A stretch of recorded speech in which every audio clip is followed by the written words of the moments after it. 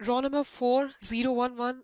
Most significant bit पे x has a value 0, y is in the middle having a value 1 and z is written at the least significant bit position, तो इसकी value 1 होगी. इस चीज़ का बहुत ध्यान रखिएगा truth table में, how you are assembling your input variables. मैंने x को most significant पे रखा हुआ है और z को least significant पे रखा हुआ है. क्यों? क्योंकि बाइनरी वैल्यूज जो मैं असाइन कर रही हूँ वो इनकी पोजीशंस के अकॉर्डिंगली ऑटोमेटिकली ये इसी की वैल्यूज डिफाइन कर रही है. रॉ नंबर 4 की एग्जांपल यहाँ शो हुई हुई है. x is equal to 0, y equals to 1 and z equals to 1. तो ये देखिएगा 0 1 1 0 1 1 बन गया. अब ये जो मैथमेटिकल एक्सप्रेशन गिवन है उसमें मैं वैल्यूज प्लेस कर दूंगी. x according to the row number 4 is equal to 0 plus y bar which is 1 का bar dot z equals to 1. As we know that 1 का complement will be 0 0 dot 1 gives us 0 0 and f is equal to 0. So I can fill this output column that at this VL values of the input variables I have output f equals to 0 if I place those values in that this given equation. अच्छा, ये एक truth table मैंने directly fill up किया हुआ है. आप जरूरी नहीं है कि इस ट्रूथ टेबल को डायरेक्टली इधर इनपुट वेरिएबल्स डिफाइन करने के बाद पूरा पूरा एक्सप्रेशन यहाँ लिख दें. We can divide it step by step. Means मैं x को अलग से इसका अलग कॉलम बना लेती, y बार का अलग बना लेती, y बार डॉट z का अलग बना लेती, जैसा कि हम अभी आगे देखते हैं. f equals to X plus Y bar z. अब ये भी एक क्वेश्चन हो जाता है वाइल मेकिंग अ टेबल. ये टेबल प्रिस्क्राइब बनाया हुआ है मैंने, सिर्फ इनपुट वेरिएबल्स हैं और output f equals to function पे डायरेक्टली अप्लाई कर दिया हुआ है इक्वेशन पे सब कुछ. अगर मैं टेबल थोड़ा कॉलम्स बढ़ाना चाहूँ अपनी ईज के लिए ताकि मुझे हर टर्म के अकॉर्डिंगली, ये बेहतर है वर्ड कि हर टर्म के अकॉर्डिंगली अगर मैं कॉलम इंक्रीज करना चाहूँ तो मैं कर सकती हूँ, मगर दो कॉलम्स फॉर श्योर मैंने शो करने ही करनी है. दैट इज इनपुट वेरिएबल का कॉम्बिनेशन और अल्टीमेटली आउटपुट का कॉलम.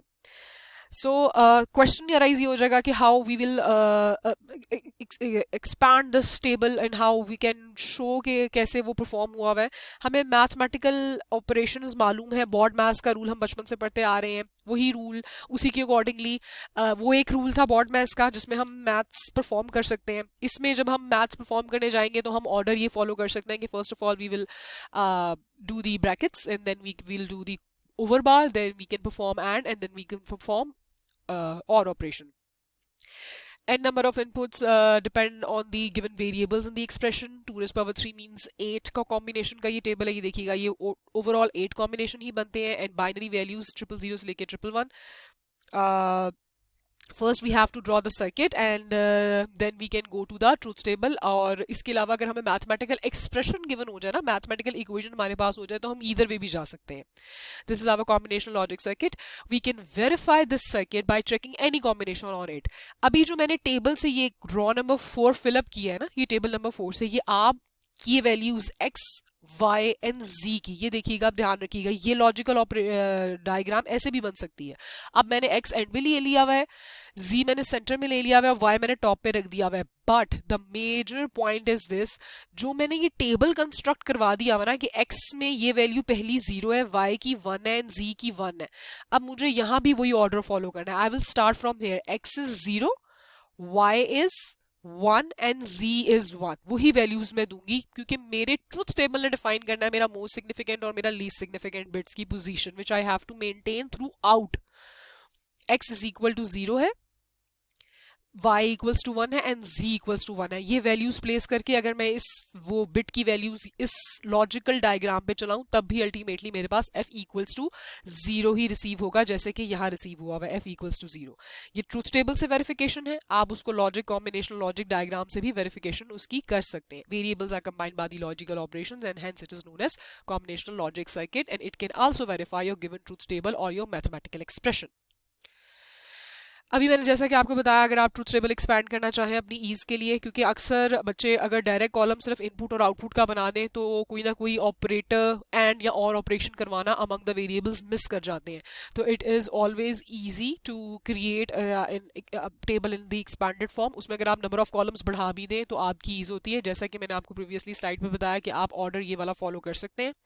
सो हेंस मैंने ये टेबल कंस्ट्रक्ट किया है x y and z, taking the x as the most significant and y the middle and z in the least significant. Y बार का column मैंने separate कर लिया, क्यों? क्योंकि मेरे पास इस एक्सप्रेशन में एक्स तो एज इट इज था, मैं वाई बार का कॉलम सेपरेट कर लिया। Then Y bar dot G का फंक्शन ऑपरेशन जो परफॉर्म हो रहा लॉजिकल, वो मैंने सेपरेट कॉलम बना लिया। अब मैंने क्या किया है, वाई बार क्रिएट अगर मैंने कॉलम कर लिया है तो वाई की जितनी भी वैल्यूज है उन सबका कॉम्प्लीमेंट ले लिया।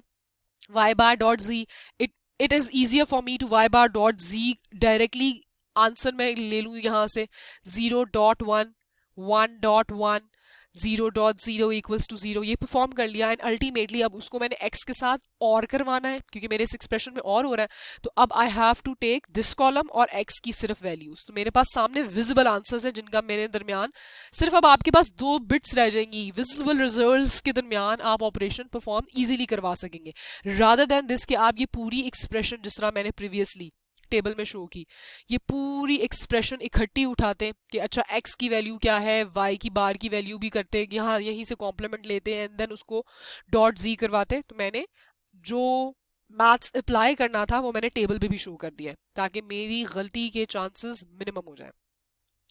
In this table x is the most significant and z is the least significant. From the above table raw number 4 की वैल्यूज मैंने आपको जैसे कि पीछे सॉल्व करके बताई थी, ये वो शो हुई हुई है। रॉ नंबर 8 की भी एग्जाम्पल मैंने शो कर दी है। रॉ नंबर 8 इज 1 1 1, जिसमें एक्स वाई जी जैसे लिखा हुआ है वैसे ही मैंने वैल्यूज असाइन की हुई है। X is equal to 1, y equals to 1, z equals to 1। इस एक्सप्रेशन में आप प्लेस कर लें तो you have f equals to 1, ये देखिएगा आउटपुट।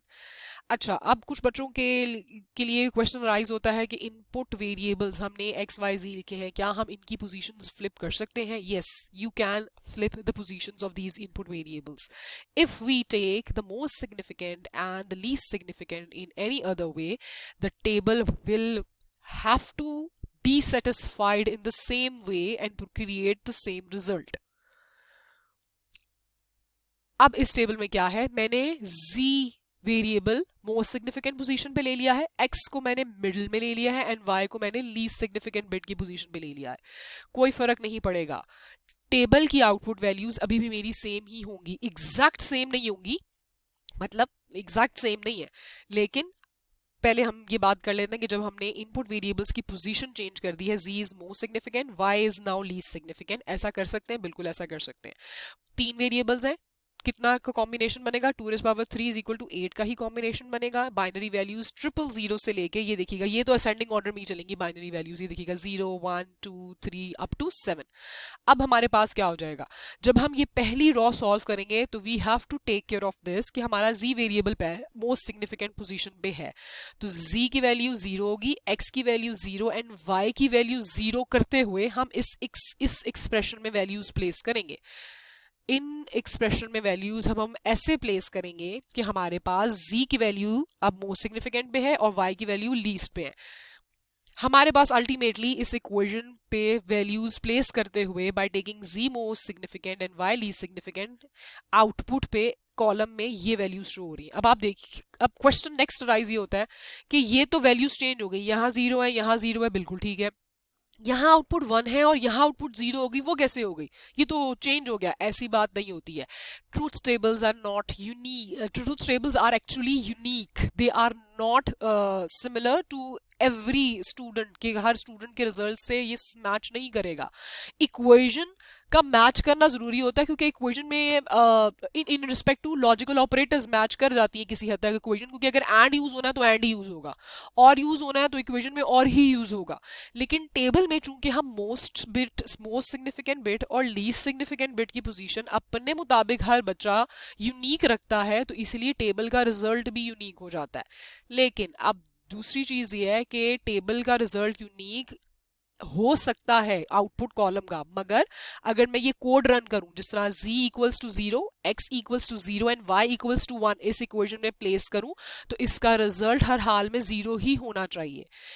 इसका रिजल्ट 1 क्यों है, क्योंकि x यहाँ 0 है, y यहाँ 0 है, z यहाँ 1 है, इसलिए इसका रिजल्ट 1 है। अच्छा, एक और चीज जो इजीएस्ट वे होता है to match the two results, अब ये टेबल के कॉलम आपको मुख्तलिफ दिख रहे होंगे और इस टेबल के कॉलम मुख्तलिफ दिख रहे होंगे। आपको मैंने पैरिटी बिट्स लास्ट लेक्चर में पढ़ाई थी, even parity and odd parity, और मैंने आपको ये भी बताया था कि ट्रांसमीटर और रिसीवर के दरमियान ये बात डिसाइडेड होती है कि इतने नंबर ऑफ वंस आ रहे हैं और इतने नंबर ऑफ वंस आ रहे हैं, मतलब अगर इवन पैरिटी है तो even number of ones receive होंगे रिसीवर पे, और अगर ऑड पैरिटी है तो odd number of ones receive होंगे।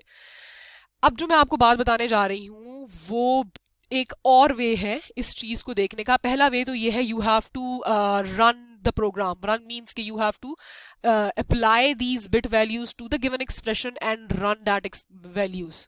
तो आप सबसे पहले चेक कर सकते हो, वेरीफाई कर सकते हो, अच्छा मेरे अकॉर्डिंगली मेरा ये टेबल बिल्कुल सही चल रहा है इस एक्सप्रेशन से, और जो ये स्टूडेंट कर रहा होगा वो इन वैल्यूज को रन करेगा इस एक्सप्रेशन पे और देख रहा होगा कि जी मेरा वैल्यूज बिल्कुल सही आ रही हैं, तो उसका काम बिल्कुल ठीक है। दूसरा एक वे जो पैरिटी बिट्स का है, जैसा कि मैंने आपको बताया पैरिटी बिट भी सिर्फ 1 बिट एरर डिटेक्ट कर सकती है। ये बात भी हमने पढ़ी हुई है जब मैंने पैरिटी बिट्स का इंट्रोडक्शन दिया था आपको लास्ट लेक्चर्स में। सिर्फ 1 बिट का एरर डिटेक्ट हो सकता है, 1 बिट से ज्यादा का पैरिटी बिट एरर डिटेक्ट नहीं कर सकती। बट इन केस अगर हमने चेक करना है एंड वी नो कि ये रिजल्ट भी बिल्कुल ठीक है और ये रिजल्ट भी बिल्कुल ठीक है, हम रन कर चुके हैं, अपना चेक कर चुके हैं एक्सप्रेशन के अंदर बिट वैल्यूज रन करवा के, तो करेक्ट रिजल्ट के अकॉर्डिंगली कितने नंबर ऑफ वंस है, 1 2 3 4 5। According to the correct result, we have received 5 number of ones at our output. अब देखिएगा, अगर किसी ने मोस्ट और लीस्ट सिग्निफिकेंट बिट की पोजीशन चेंज कर दी है और वो ये बात है कि ये इसका रिजल्ट ठीक है, तो कितने नंबर ऑफ वंस है, 1 2 3 4 5। Same number of ones are receiving at the output.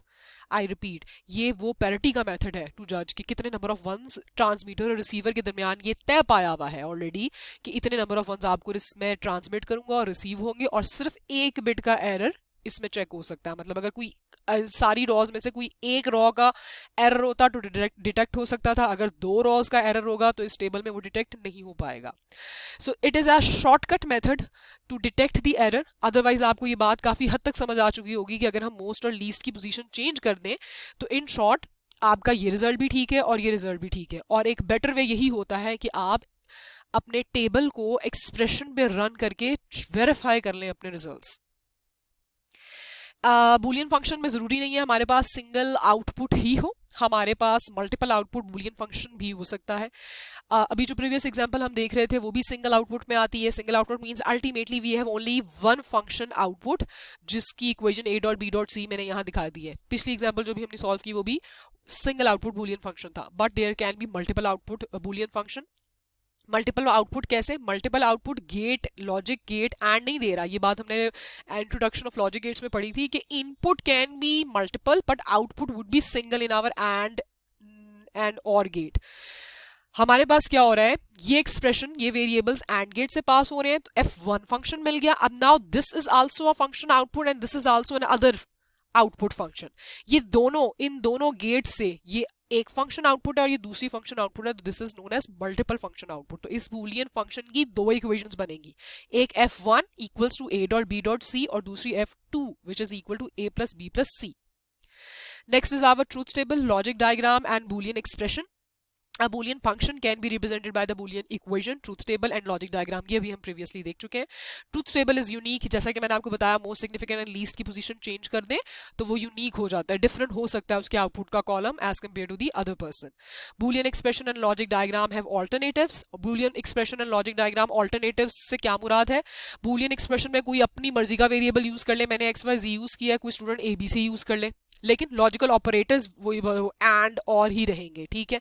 Logic diagram भी चेंज हो सकती है, जिस तरह मैंने अभी आपको बताया, पहले मैंने लॉजिक डायग्राम में एक्स टॉप पे लिया था और z सबसे आखिर में लिया था, लेकिन मिडिल में अभी मैंने आपको एक स्लाइड दिखाई जिसमें मैंने x को बिल्कुल डाउन पे लिया था कॉम्बिनेशनल लॉजिक सर्किट में एंड z को टॉप पे कर दिया था। लॉजिक डायग्राम की बात कर रही हूँ।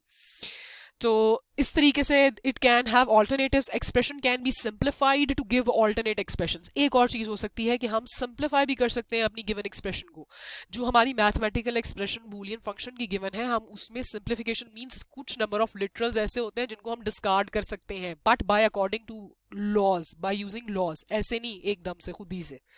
Each expression results in a different logic diagram. ये one of the 2 major reasons हैं जो हम कहते हैं कि ये ऑल्टरनेटिव्स इनके मौजूद है। अगर मैं बूलियन एक्सप्रेशन को सिंप्लीफाई कर दूं तो उसमें नंबर ऑफ लिटरल्स रिड्यूस हो जाते हैं बाय यूजिंग बूलियन लॉज।